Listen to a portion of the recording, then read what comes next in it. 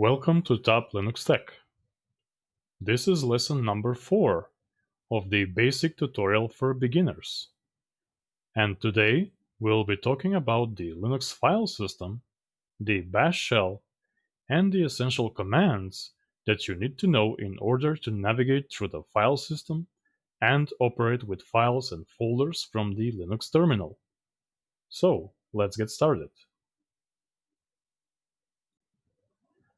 Let's talk about the Linux file system, what it is, what it represents, how it is used, and how it is related to block storage devices like disk drives and partitions.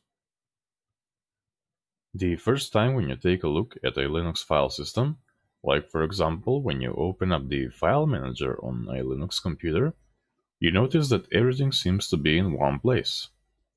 There's a lot of folders with all of these weird names which may seem confusing at first, as opposed to Windows, where for example you see your drive C, drive D, DVD, or the USB disk, and each of these is represented with a drive letter. Linux works in a very different way, and there is something that is called the root file system or the root directory. There are many ways of how you can refer to this depending on most case scenarios, but the important thing to understand here is that the Linux root file system or the root folder is represented by /. Now, when I say the Linux file system, I don't actually mean file system formats like ext4, xfs, FAT32, or NTFS for that matter, but simply referring to the hierarchy and the organization of files, folders, and mount points within the root tree. In Linux, most folders and files can exist on a single drive, or they can be part of different disks, partitions, or network locations. For example, the home folder is where the user's personal files like documents, downloads, desktop, pictures, etc. are located, and this folder can be on the same partition where the operating system is installed, or it can be on a different drive, but you will still see it as part of the root file system as /home. And this is generally true for all directories.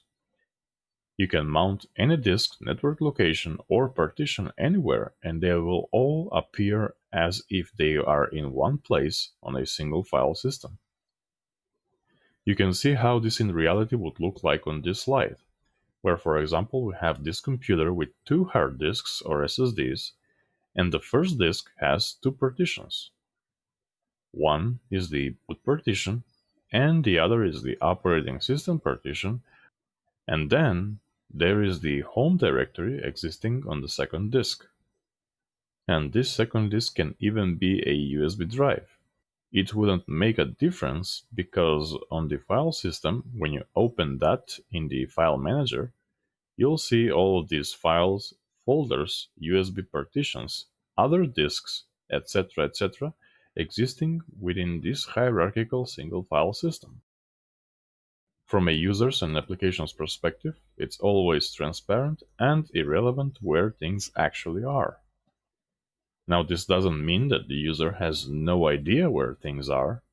On the contrary, the system is so simple, flexible, and efficient so that you can set up and manage it anyhow you like when it comes to mount points, disks, partitions, and network locations.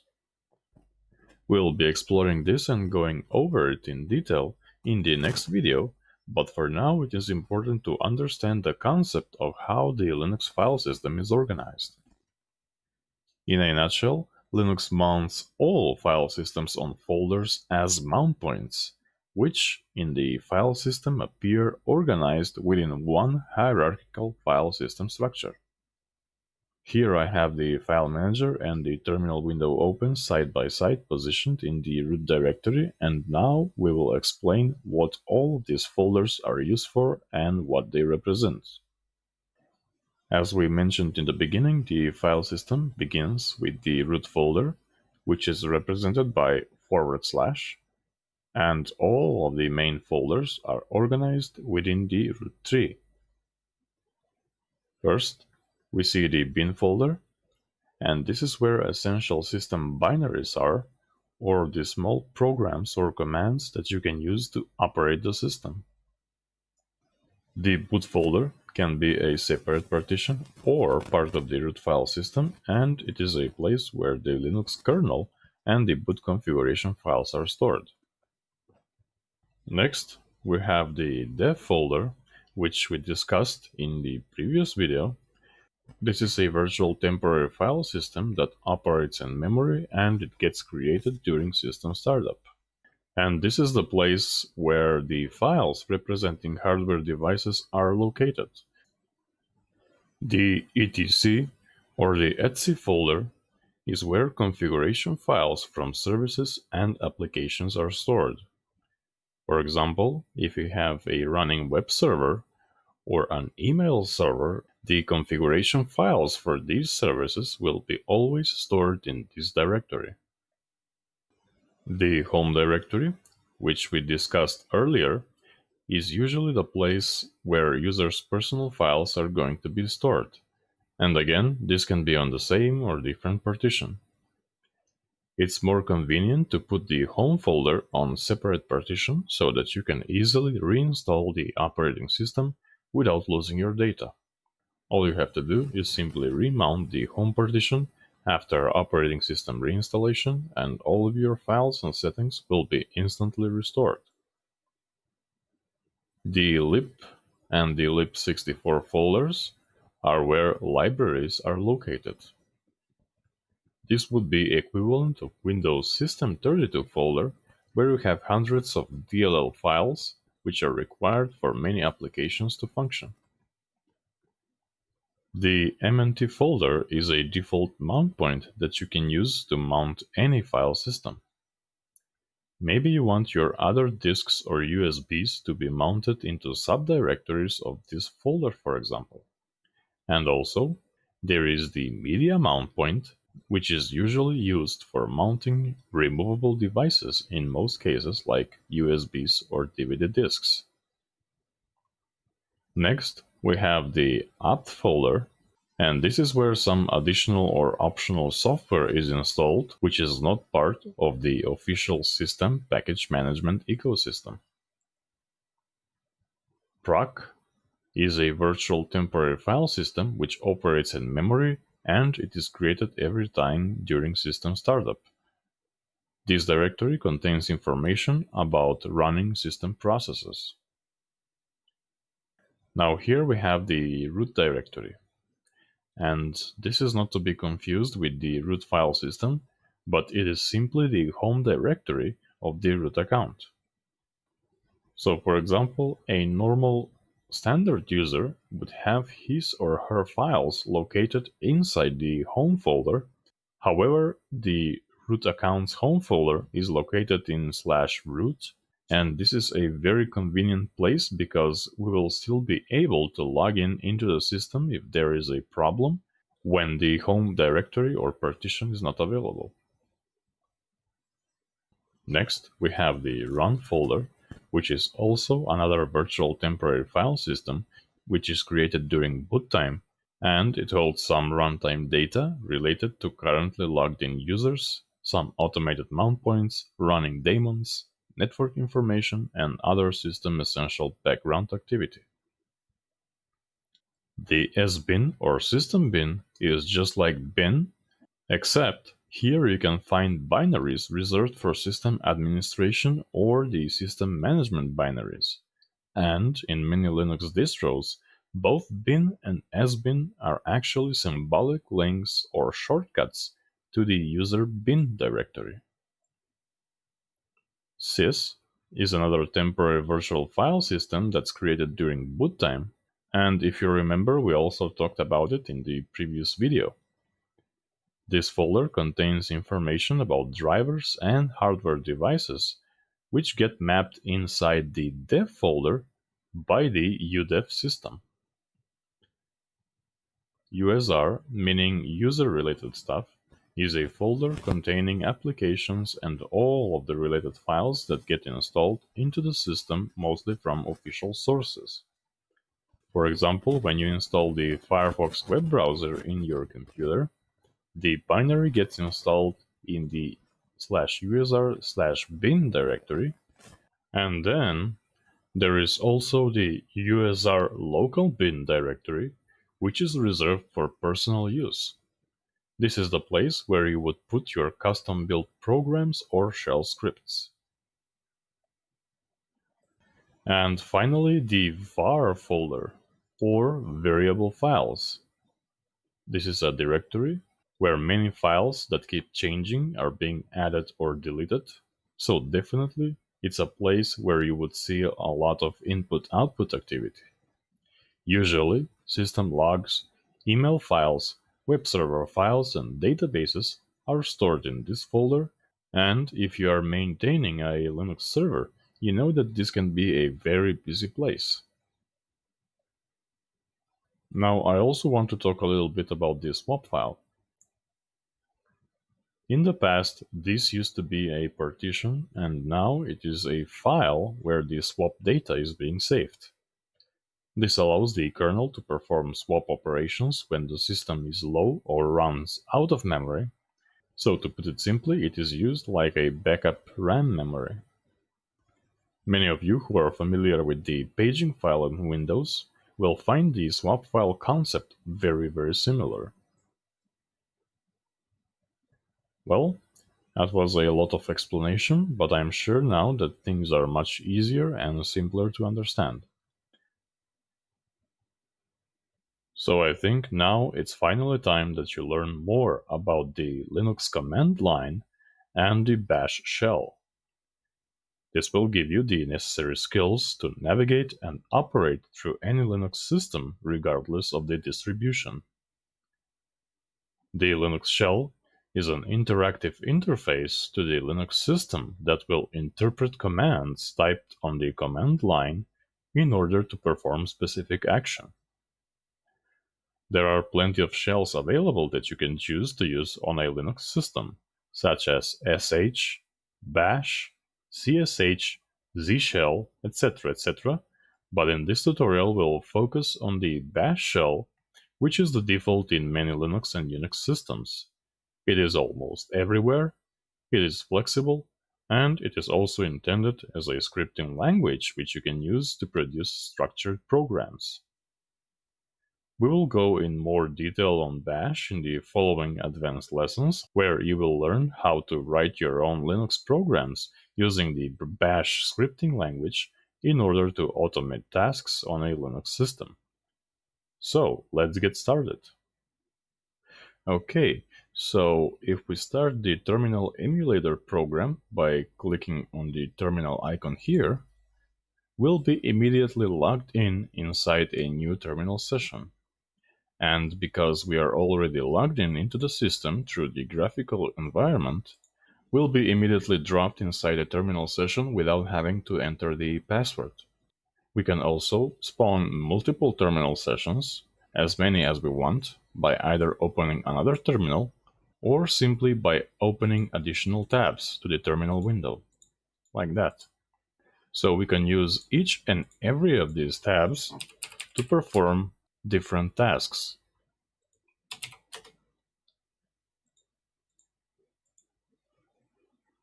Now, you may have heard that the terminal is also referred to the console in many cases, which is true because the console is the default running environment on Linux servers when there is no desktop installed into the system. However, we can access it on any Linux distro by using the keyboard combination of Ctrl plus Alt plus F1 through F7, or if we reboot the system into a non-graphical run level. We'll be discussing run levels more in details in one of the upcoming lessons. But for now, let's access the console by sending any of these key combinations. And because this is a virtual machine, we'll have to do it from the VM virtual combinations menu, because we don't want to send the wrong key combination to the host operating system by just using our keyboard. So we'll have to do it this way. And we can use any of these from F1 to F7, with F7 being the currently running graphical environment, So let's actually choose F3, for example. So Control plus Alt plus F3 should immediately drop us into the console on TTY3. And by the way, TTY stands for teletype or teletype writer, which is the name of machines that were used in telegraphy very long time ago. And the terminal program here on or the console emulates such a machine which sends keystrokes to the computer. So for example, I'm going to log in here as root. And by the way, you probably won't be able to log in as root just yet on your virtual machine because in Ubuntu systems and Linux Mint, the root account by default is locked because it doesn't have any password assigned to it. So we will change the password soon, but I just wanted to show you how you log into the console. And by the way, here I want to point out that the difference between the console and the terminal is simply that the console is just like a physical terminal which can be accessed in many ways, while the terminal emulator, or the one that's running inside your graphical desktop environment, is a program which gives you a sort of virtual console that you can access anyhow. So I'm going to keep this console session open, and I'm going to switch back into my graphical desktop environment by sending the key combination Control plus Alt plus F7. And we can alternate between multiple consoles by these key combinations. So you see, I've pressed Control plus Alt plus F1, and now it says TTY1. And if we press F2, now it's TTY2, and so on. So let's go back to our desktop session. And now if we type the command who or just W, we will see that our user account is logged on TTY7 on display 0, which is our local terminal window here, and the root account is logged on TTY or teletype 3 and is not using a graphical desktop environment, so it's not using the display. And here we see additional details as the login time, the idle time, the CPU percentage, and what session is currently being used. So for example, I'm using the XFCE4 session, which is part of the graphical user environment, and the root is currently using the console.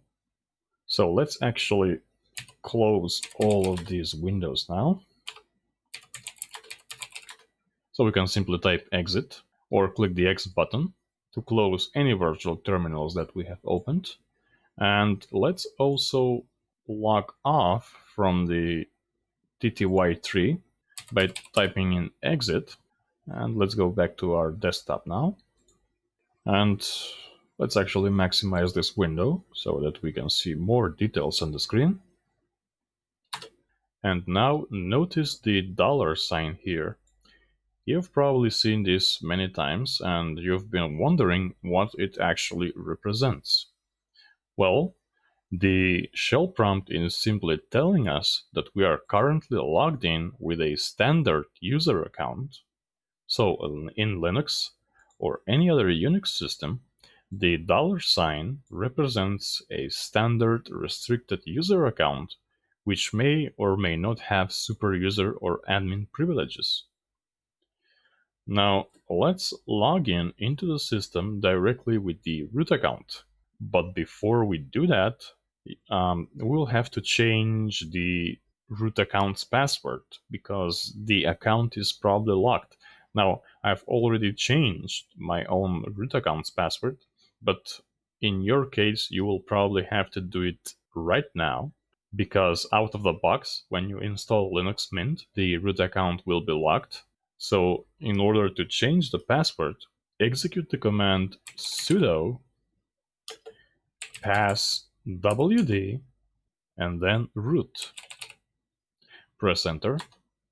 You'll be first asked to provide your user's password. So do that, and then you can provide the password that you want to assign to the root account. And this password can be the same as your user's account, or you can simply choose another password. It doesn't actually matter in this case. So let's assign the password for the root account. We type in the password and then we retype the same for verification. And there we go. The password has been updated successfully. So the passwd command in Linux is used to change user passwords. And now that we have changed the root password, we can log in directly into the system as root by typing in the command su for superuser and then minus or dash and press enter. We type in the root password that we have just assigned, and we are immediately logged in directly as root. Now you can execute this command with or without the dash, but there is a difference which we will discuss a lot more in detail in another video when we will be talking about environment variables. But for now, notice that the dollar symbol is gone and now it has been replaced with the hash symbol instead.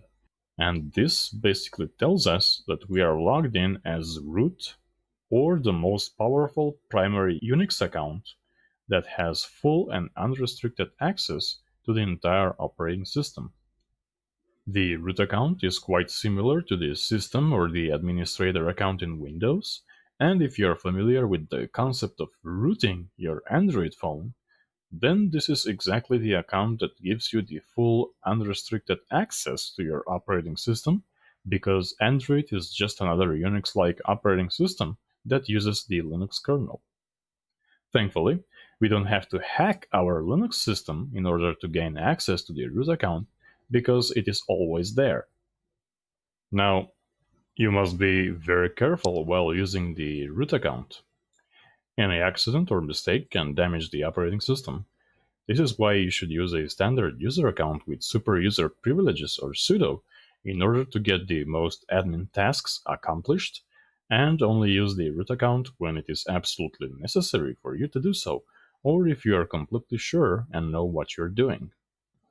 So let's end the root's terminal session by executing exit and press enter, and we are immediately dropped back into our previous session with our ordinary user account. So by now, you learned that there are two ways of how you can become root or super user on any Linux system. You can either do it by prepending the sudo command to any other Linux command to get temporary root privilege escalation, or you can directly log in as root with the su command and then simply log off when needed.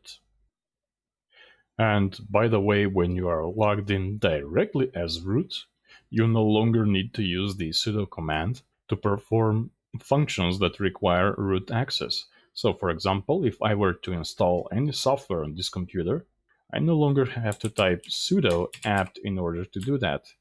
I can just type apt install -y vlc, for example,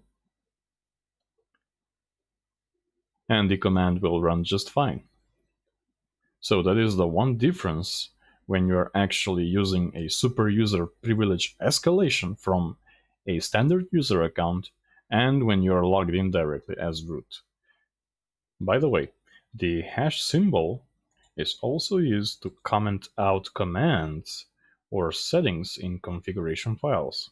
For example, if I type the ls command to list directory contents, but with the hash symbol first in front of the command, the command line interpreter would treat this as a simple comment or text and it will ignore the command. So if I press enter here, nothing happens. In this case, we can type anything we want on the command line, or maybe put some notes or reminders when we are working with something, or when we write shell scripts, for example. So it can be quite useful to use the hash symbol in this regard. So let's end the root session again. And let's move on with the next examples. So now it will be a good time for you to get familiar with the most basic Linux commands that you're most likely going to use on any Linux system. In one of the previous slides, we talked about the Linux file system hierarchy and that the root file system is represented by the forward slash. Now, notice this tilde symbol right here. This represents our home directory for the currently logged in user. If we type the command pwd, which stands for print working directory, and press enter, we'll get a more detailed description of where in the file system we are currently operating from, and in this case you can see that I'm currently working from the /home/tlt directory, which is my home directory, of course. Now, if we want to list directory contents and see what's inside, we can use the ls command and press enter. We can also list the same contents with a long listing format if we type ls-l, and this will give us more detailed listing, and it will display the file and folder permissions, the user and the group to which the folders belong, the file size, the date, and the time. We can also look for hidden files and folders if we type in the command ls-a, which stands for all, or we can combine the two flags together and simply typing ls-a for all and l for long listing, and we'll get a detailed list that displays all files and folders, including the hidden ones. And how do we know which folders and files are hidden? Well, they are simply represented by the dot in front of the name of the folder or the file, and that's how we know that they are hidden. So if I open the same contents from within the file manager, I'll see all of the folders, desktop, documents, downloads, but I do not see the hidden files here. So I'll have to go to the View menu and select Show Hidden Files, and I'll basically see the same contents. So the difference here is that the terminal is a lot more flexible, low-level access tool, which you can use in order to perform operations or other things that are not possible from the graphical user interface. So if you really want to be highly skilled with Linux, then the shell and the terminal is the way to go. You know how they say, where there is a shell, there is a way, and soon you'll find out this to be absolutely true. Anyway, let's get back to the terminal here and remember what I said in the previous lessons, that you should always read the help menu of every command when you are in doubt and when you need to learn more. If I can give you one piece of advice, then that would be to read the help manuals that come pre-installed on every Linux system rather than going straight to Google and looking for answers. So for example, we can type ls-help, and this will open up the help menu, which will give us the additional command flags that we can use with the ls command. And for example, we can use the h flag here, which will actually give us a more detailed listing, including the file size of every file and folder, which will be represented in kilobytes, megabytes, and gigabytes. So if we type ls-alh, we'll see now that we have this K here, which represents kilobytes. So in this case, this hidden.vim info file is actually 13 kilobytes in size. And for example, if this file was a lot larger, like 13 gigabytes, then here you would see G for gigabytes and so on. Basically, you get the idea. Let's switch to the root file system right now. So we can use the command cd for change directory, and then / and press enter. And notice that immediately the prompt has now changed, and it is showing the /. This indicates that we are currently working inside the root directory, and if we type the pwd command again to print the working directory, we'll see that we are now positioned inside the root file system. If we want to change back into our home directory, we can type cd/home and then our users folder and press enter. Or we can do the same by typing in cd and then the tilde symbol and press enter. It will basically do the same job. So the tilde symbol is a shortcut which represents your home folder, and it's quite convenient because you can use it anytime to specify your home folder without having to refer to the full path. Anyway, we can also switch to or list any folder contents from a remote directory anywhere in the file system with the cd or the ls command by simply specifying the directory location path. Like, for example, let's list the contents of the var folder by typing in ls-l on /var and press enter. So this will give us the directory listing of var while retaining our current position inside our home folder. We can also press tab twice if we want to navigate deeper into the file system and if we are not sure about the directory that we are looking for. And immediately the bash shell will give us the suggested files and folders from which we can choose. For example, I want to see the contents of the spool directory, which is located under var. So all I have to do is type s now and press tab to autocomplete, and then I can double press tab again to see the next suggested directories, and so on. And finally, let's actually press L because I'm interested in this LibreOffice folder. So I'll type in L and press tab again, and the directory name autocompletes, and I can finally press enter to list the directory contents. So you see now how the autocompletion in the bash shell is actually useful. And we can also use the autocomplete function for any Linux command in the same way. So for example, let's say that I want to use the system control command in order to restart a working service on the system. So all I have to do is simply type sudo sys, and then if I press tab twice, I'll see all of the possible choices which begin with sys and that I can actually use in order to complete this command. So if I want to autocomplete further, I'll have to type any single character, like T for example, and then press tab. So now you see that the word system has autocompleted. And finally, if I type C and press tab again, the command will fully autocomplete.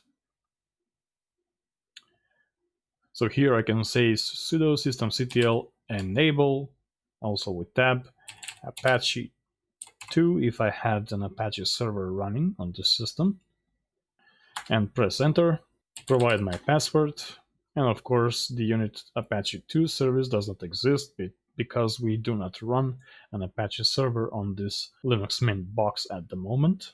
So the point is that you should always use bash autocompletion in order to make your work easier and to avoid having to type long commands or file names. If this autocomplete function is missing somehow, then you should simply install the package which provides this function. In our case with Linux Mint, the bash completion package is automatically installed when you install the operating system. So if we check to see if the package is really here, we can run dpkg-l and then grep for bash, and we can see that the package bash completion is indeed installed. On some systems, like Arch Linux for example, you'll have to install this package manually if you want to autocomplete commands. Now, let's list the contents of the root file system again, or the root directory, or you can even call it the top level directory, which again is represented by the /. And what if, for example, we wanted to switch from our home folder inside the etc folder, which is located right under the top level directory? So in this case, if we type cd and then etc to switch into this folder, we'll get an error because the etc folder is not located inside our home directory, but it's actually inside the root folder. And when we need to switch inside any folder that is positioned within the root file system or right below the top level folder, we will have to specify the root folder first with the / and then the directory name. And now we can finally switch inside etc. This is a common mistake that I observe with many beginners who do not have any previous experience with working on the command line, and for that reason it is very important to stress this basic concept of how you navigate throughout the file system. So all you need to remember is that when you need to operate on any directory that's inside or right below the top level directory or the root folder, you must always start with the /. This is also a rule when you're specifying the full path of files, folders, or executable files. For example, if I were to run Firefox directly from my terminal, I would have to type in /usr bin and then the executable name, which is Firefox, and press enter. And why is that? Because the Firefox program is located within the bin directory, which in turn is located in the usr directory, and the usr directory is located where? You guessed it, inside the root file system. So I hope this makes things clear for you.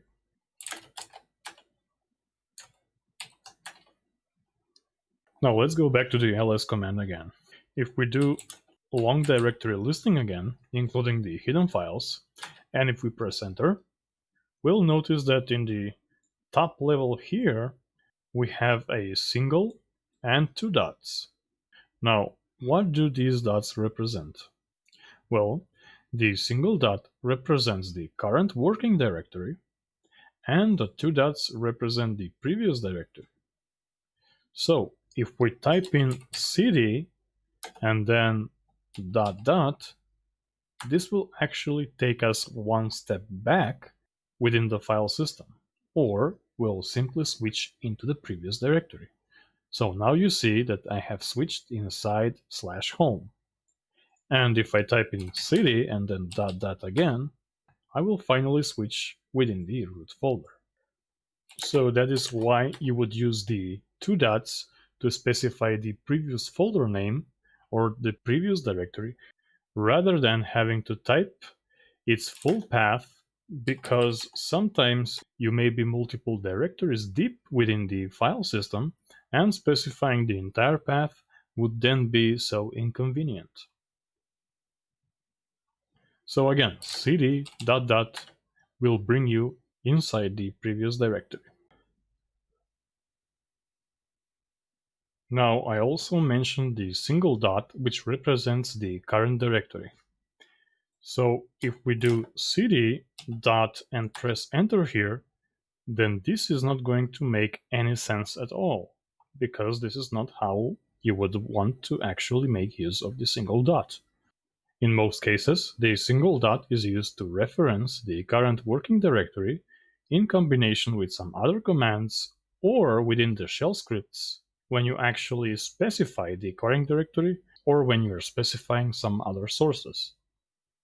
So let me show you a quick example of how you would most likely want to use the single dot. So now we are located inside the /var/log directory, and if we want to find any files or folders that begin with some name, like open for example, we would use the command find inside /var/log anything with the name of open and then star, which basically means anything, and then we press enter and we can see the files and folders that we were looking for. So in this case, the search result found the Open VPN folder. And ignore these errors that say permission denied. This is because we are running this command as a standard user, and we don't always have the correct permissions or the right permissions to look inside every folder. So ignore the error. But in this case, if we want to operate within the current directory, we don't have to always specify the full path. So in this case, it would be easier simply to replace the full path with the single dot. So find dot, or in this directory, or look inside this directory for anything that's named OpenVPN. And we get the same results, with the dot referring to the current folder or the current directory, which is var/log in this case. We can also do something like find in this directory anything that's a folder. And basically we get the listing of all of the folders that are located within this current directory.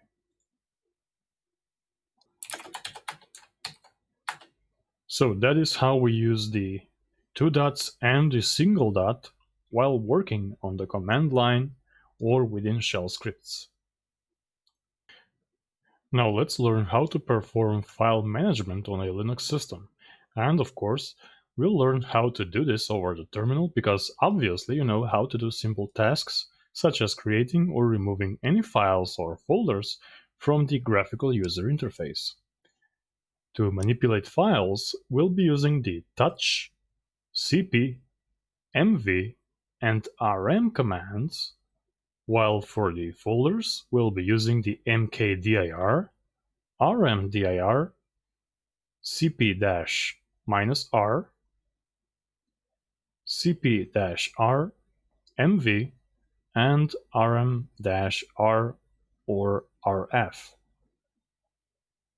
We will also talk about some other commands like file, history, stat, and cat, which actually means concatenate, and also some other functions that you can use along with the commands such as semicolon, double ampersand, and the double pipe symbol. Okay, so let's open up the terminal window now and make sure that we are inside our home folder, because we'll work from within this folder for this demonstration. So I'll do ls-l here. And let's actually start by creating a new empty directory.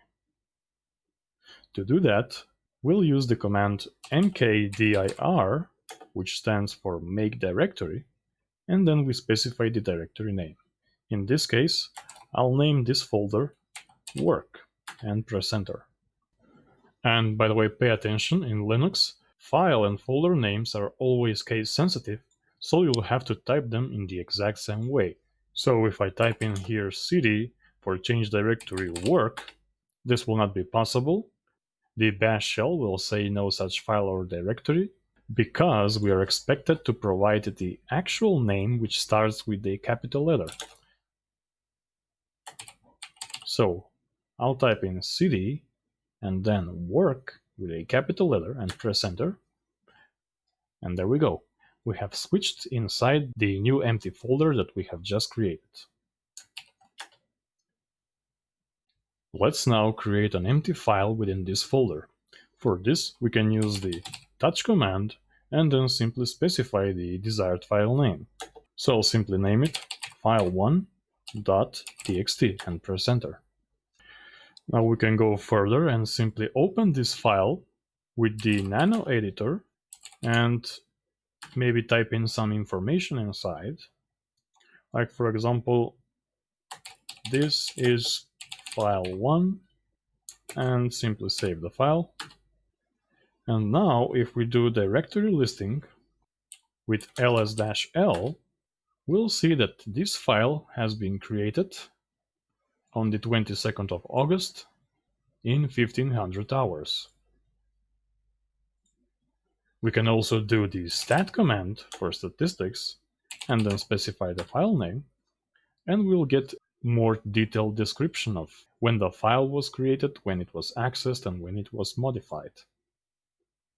However, if we run the touch command again against the same file, like in this example, this will actually update the timestamp that you see here.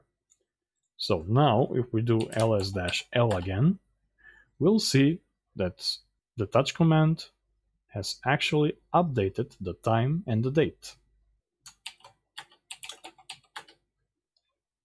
Now let's make a copy of this file1.txt, and we can do that with the command cp, which stands for copy, and then we specify the file name that we want to copy, and now we specify the file copy. So it will be cp file1.txt into file2.txt. And now if we do directory listing again, we'll see that the file1 has been successfully copied. So let's actually change the text inside this one, and I'm going to use the file manager for this purpose. I can also use nano, but it doesn't matter anyway. So here it should say this is file 2, and let's save it.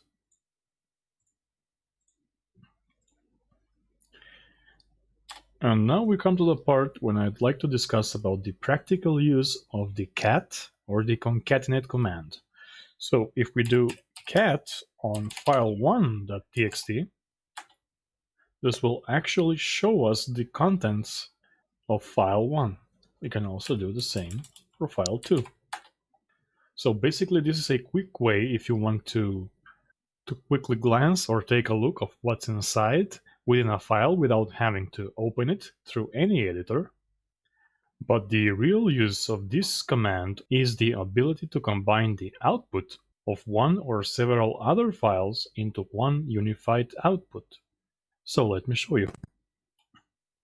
So here we can type in cat file1.txt and file2.txt, and when we press enter, we'll get the combined output of the two files. Now we can go even further and redirect the standard output that came out of these two files into a new text file, and we'll call it file3.txt. And now if we do ls-l, we'll see that we have 3 files, and if we simply take a glance or cat the third file, we'll see that it actually contains the lines of the previous 2 files. So this is exactly why you would like to use the cat command. It is to either check the contents of a file or to combine the contents of multiple files and then produce a single unified output.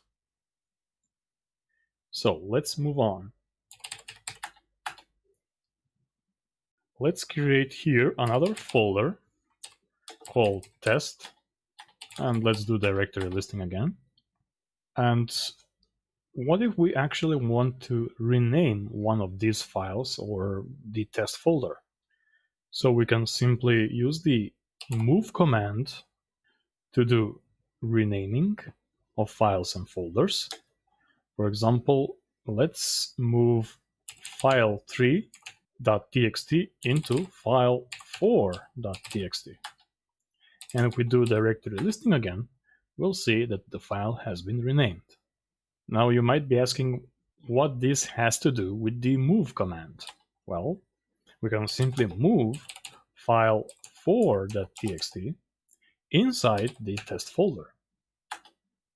If we do directory listing again, we'll see that the file2 is no longer here, but rather it has been relocated inside the test folder.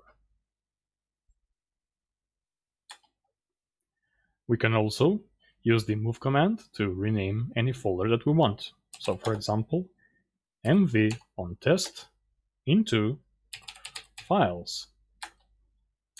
And now, if we do directory listing, we'll see that we have renamed the test folder into files, and it contains the files that we have previously moved. So basically you can use the move command to either rename files and folders or to move them to another location. We can also copy this files folder into another folder with the cp command.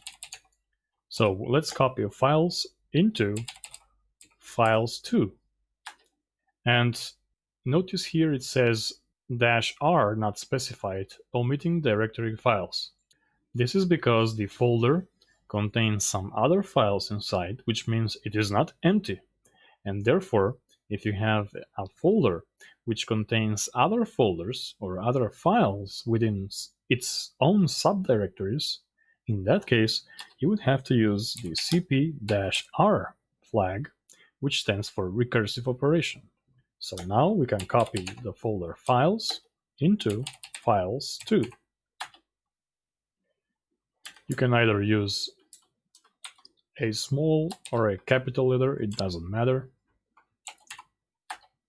So now if we do directory listing, we'll see that we have successfully copied the original files folder into files2 and files3, and if we examine the contents of either of them, we'll see that everything is all right.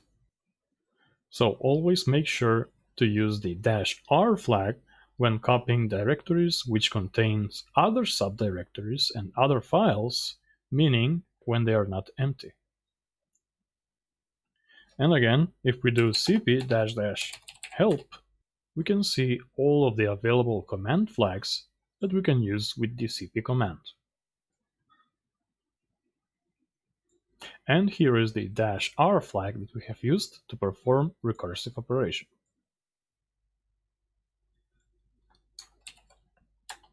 We can also do something like cp-rmv for verbose, which will actually display more information of what has actually been copied on the screen.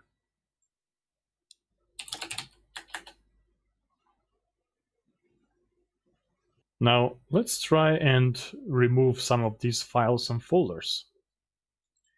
Let's go inside this files 45 folder and let's see what's inside. And of course we'll find the file 4.txt. So in order to delete this file, we can use the rm command, which stands for remove, and then simply specify the file name. And that's it. We have successfully deleted the file that was inside this folder. So now if we switch back and if we list the contents again, we can actually remove the folders that we no longer need. For example, I can use the command rmdir to remove this directory, which is called files 45, and press enter, and this will successfully remove the designated directory. If I want to remove the other directories in the same way, for example, let's remove files 3 directory, we'll see that the rmdir has failed to remove files 3. It says directory not empty. So the rmdir command can only remove directories that are already empty. And basically you should never use this command anyway. Instead, you should always stick to the rm command, which is used to remove both files and folders.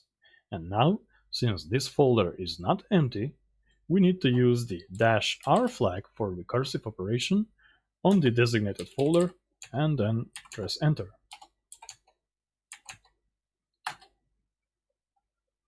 And this will successfully remove the folder that we want. As you can see, files 3 is no longer here. So let's also remove the other directories on the same way. So cp-r files2. whoops, not cp, but rm-r files too. And finally, for the last folder, but here I'm actually going to specify the F flag, which actually stands for force. And you will use this in extreme cases if something goes wrong, or if you want to make sure that the directory is removed no matter what. So this is the case when you actually want to use the rf flag with the rm command. So let's do rm-rf on files, and if we do ls-l, we'll see that now we have purged all of the remaining directories.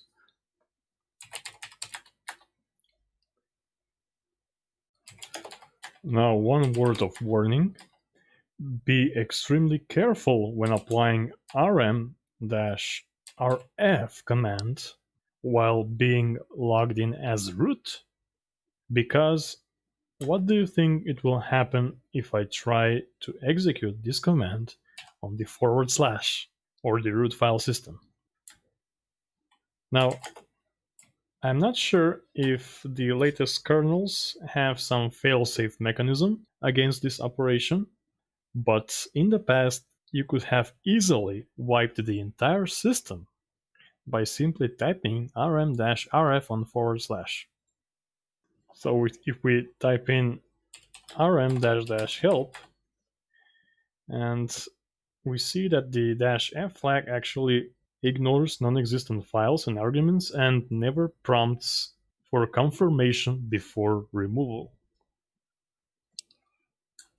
So I wanted to briefly touch on that before we move forward. So let me actually create a few more files here. So I'm going to copy this file1.txt into document1, and going to copy file2.txt into document2, and let's actually create two more files. So let's copy document1 into readme1.text, and let's copy document2 into readme2.text. So now you see that I've created files with all of these valid and non-valid extensions. Like, for example, the document files have no extensions, and these README files have .text extension. Well, these actually don't matter at all. In Linux, the file extensions are mostly used for users' convenience and understanding, because originally Linux does not use file extensions. That's actually a Windows thing. So no matter how I name these files, they will always be text files to the Linux operating system. So if I go here into the file manager, and if I try to open one of these files, for example, this document1, they have no extension, you see that the operating system sees them as text. And also the same for these two. They are text files regardless of how we have named them or the extensions that we have given to them. Also, to verify, we can type in the file command, which is used to give us the properties of every file that we specify. For example, if we say file document1, the system will tell us that this is ASCII text document.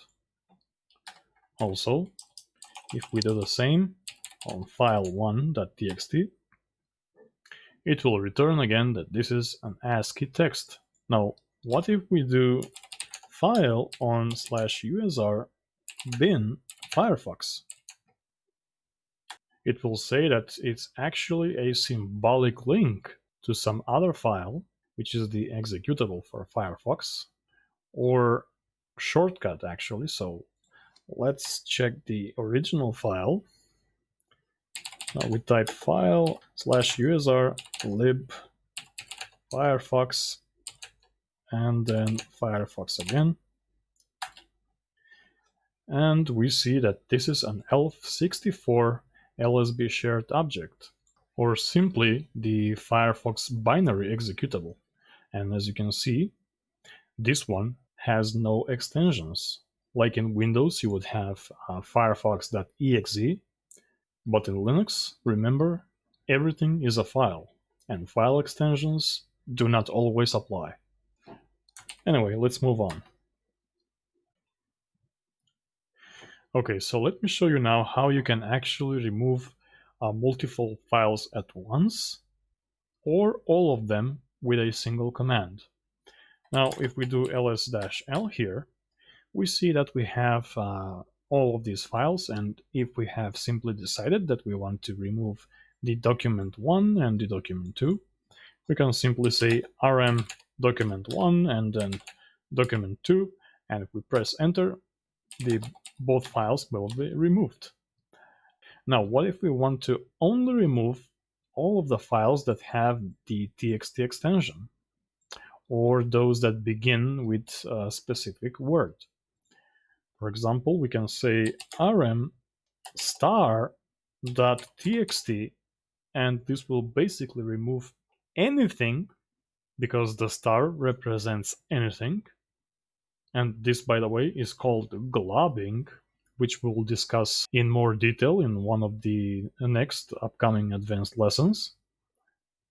So right now, this command basically says remove anything that ends on .txt.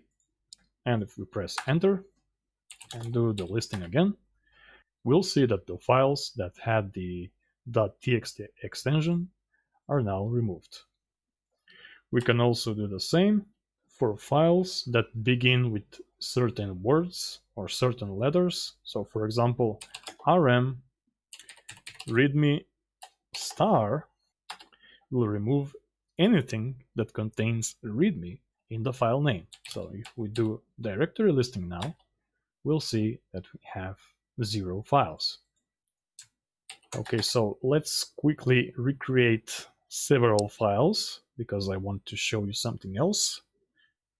So let's do touch file 1, file 2, file 3.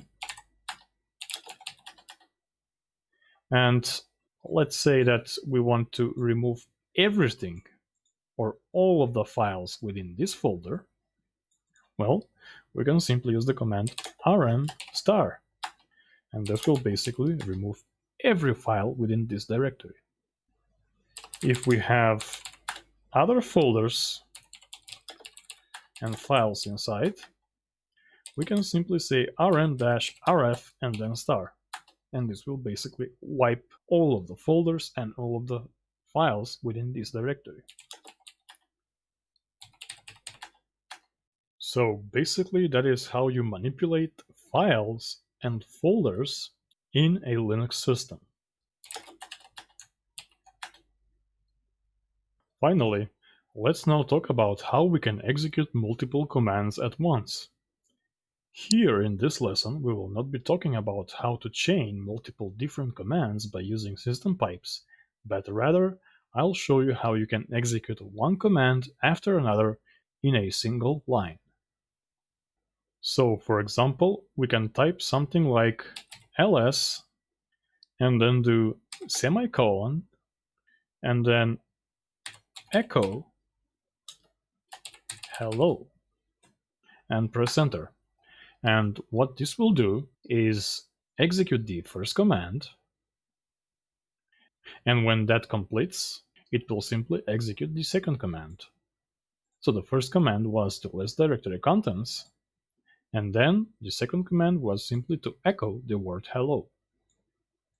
So in other words, the semicolon here explicitly says that when you are done executing the first command, move to the next one. Now we can do the same with the double ampersand. So ls double ampersand and echo hello and press enter. And this will give us the exact same results. However, this is not the same thing.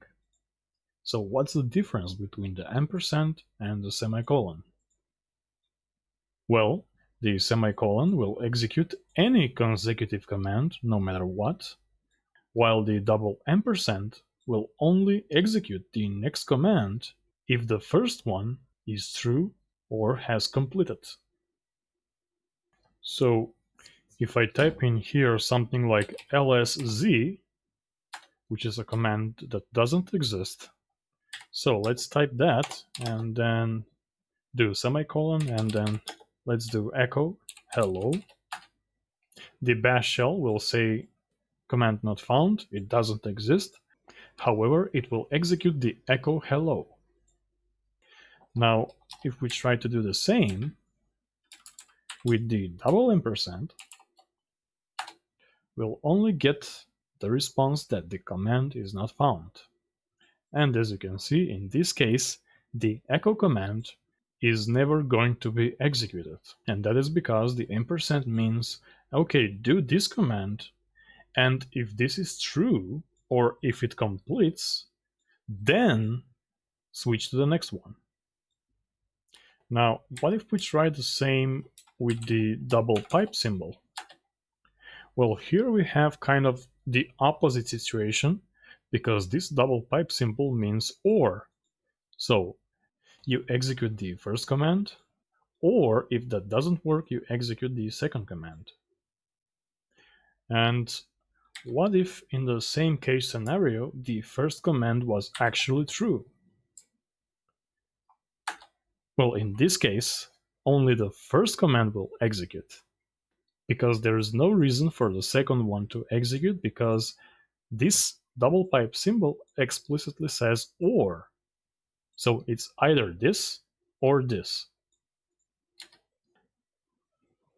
Anyway, we will be going in much more detail about the double pipe and the double ampersand symbols in the video lessons about shell scripting and programming, but for now it is only important that you understand their role and meaning.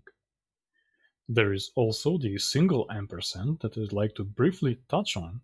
So for example, if I start the Firefox web browser here directly from the terminal window by typing in the command Firefox and press enter, you'll see that the browser opens.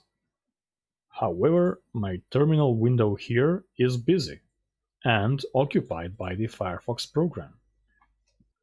This is useful in cases when you would like to troubleshoot error messages coming from programs, if there are any, so you can always start them through the terminal. So in this case, if there are problems or errors, you'll see them right here in the terminal window. However, if our goal is just to run the program directly from the terminal correctly, and if we want the cursor to be released immediately, well, in that case, we can type Firefox and we simply add the single ampersand and press enter. And basically, this will start the Firefox program. However, the shell will no longer be busy.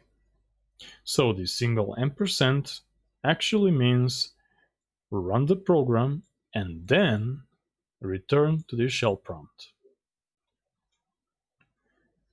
And finally, I want to show you the bash shell history that contains your previously typed commands, and it is very convenient because it will save you the time from having to retype the same commands over and over again.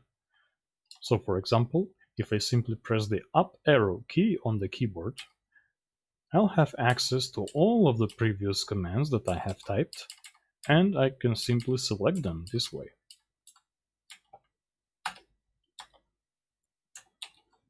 You can also type the history command and press enter, and this will print out an entire list of all of the previous commands that you have typed in the past.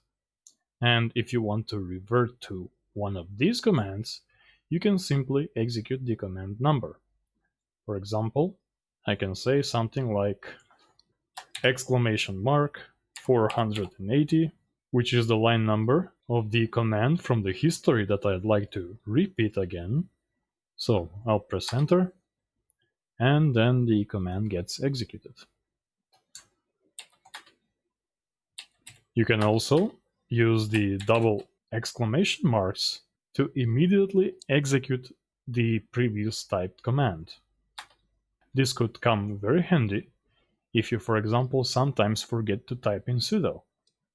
So we can say something like sudo double exclamation marks, press enter, and the ls command will now be executed with the sudo, which will be automatically prepended before the command itself.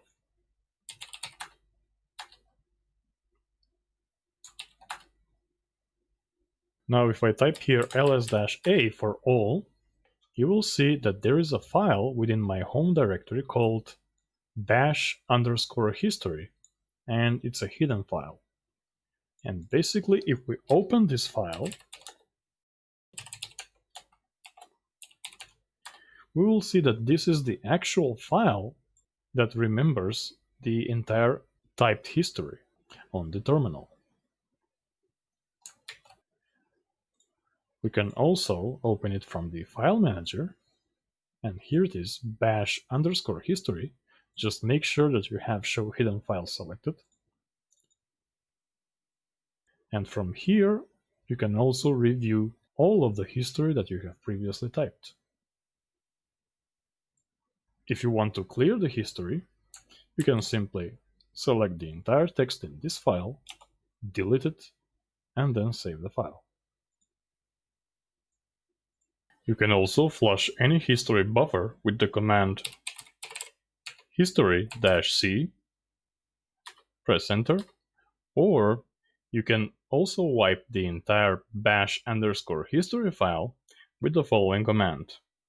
So cat /dev null, and basically this dev null device is a special file actually that contains no data or discards any data, and we can redirect the output of this file, which is a null output, inside our homes directory .bash_history file, and this will basically wipe the entire file clean.